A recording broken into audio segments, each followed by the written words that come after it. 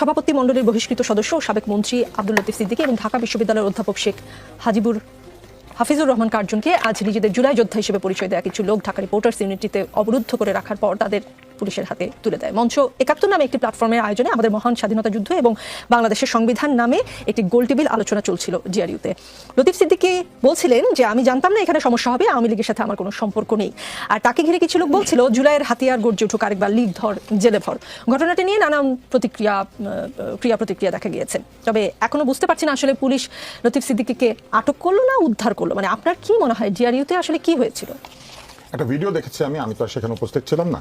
আমার কাছে মনে হয়েছে যে আমন্ত্রিত অতিথিদেরকে এইভাবে আটকে রাখা এবং তারপরে পুলিশ এসে তাদেরকে উদ্ধার না করে বরং জিজ্ঞাসাবাদ করার চেষ্টা করা, এটা আমার কাছে সঠিক মনে হয় নাই। প্রথমত লতিফ সিদ্দিকী সাহেবের অনেক বয়স, দ্বিতীয় হচ্ছে উনি বীর মুক্তিযোদ্ধা, তৃতীয় হচ্ছে উনি বহু আগে আওয়ামী লীগ থেকে বহিষ্কৃত।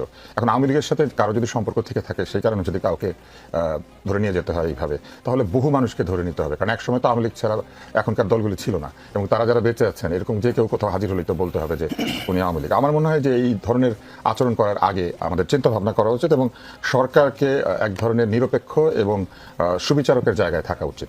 আর যারা ওইখানে ঢুকে পড়েছেন তারা প্রতিবাদ করছেন, সবই ঠিক আছে, কিন্তু যে ভাষা তারা ব্যবহার করছেন এই ভাষাটা আসলে কোনোভাবেই গ্রহণযোগ্য না। অত্যন্ত বয়োজ্যেষ্ঠ একজন মানুষ যারা সেখানে ঢুকেছেন, তাদের বয়স যদি চিন্তা করা হয় তাহলে নাতির বয়সী হবেন লতিফ সিদ্দিকীর। এবং হাফিজুর রহমান কার্জন আইন বিভাগের একজন শিক্ষক, ঢাকা বিশ্ববিদ্যালয়ের, এই বয়সী তার ছাত্র আছে এবং এদেরও নিশ্চয়ই এই বয়সী শিক্ষক আছেন। ফলে আমার কাছে মনে হয়েছে যে পুরো ব্যাপারটা খুবই অগ্রহণযোগ্য, বিশেষ করে যে রাজনৈতিক ভাষা রাজনীতির মতোই হওয়া উচিত। জুলাই যোদ্ধা সেটা খুবই ভালো কথা, কিন্তু জুলাই যোদ্ধারা কি সর্বত্র গিয়ে এইভাবে গালিগালাজ করবেন? আমরা কি মনে করি যে জুলাই যোদ্ধাদের ভাষা আসলে এই ভাষা?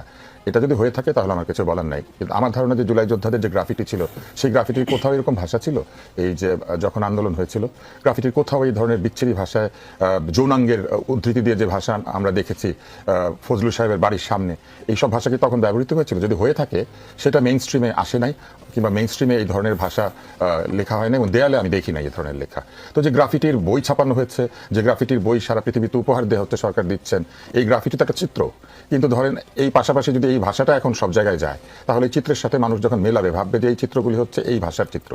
তো এটা ঠিক হয় নাই। জি, শরীফ ওসমান হাদী, আমাদের মহান স্বাধীনতা যুদ্ধ এবং বাংলাদেশের সংবিধান মানে গোলটেবিলটার নাম ছিল এরকম, আলোচনার আয়োজক ছিল মঞ্চ ৭১ নামে একটি প্ল্যাটফর্ম। আলোচনা সভায় প্রধান অতিথি হিসেবে উপস্থিত থাকার কথা ছিল বাংলাদেশের সংবিধানের অন্যতম